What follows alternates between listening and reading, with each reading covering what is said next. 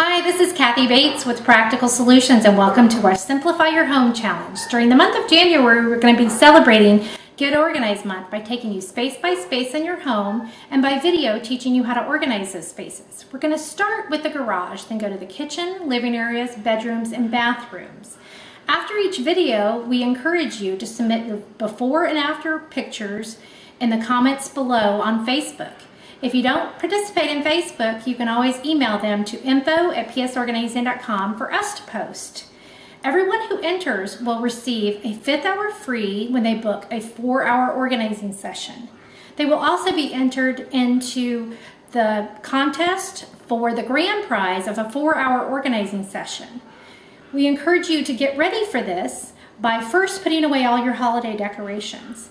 Then I like to have black and white trash bags. I use white for trash and black for donate, but that's just a suggestion. You also may want some basic containers you can find at any Walmart or Target if you feel like you need those.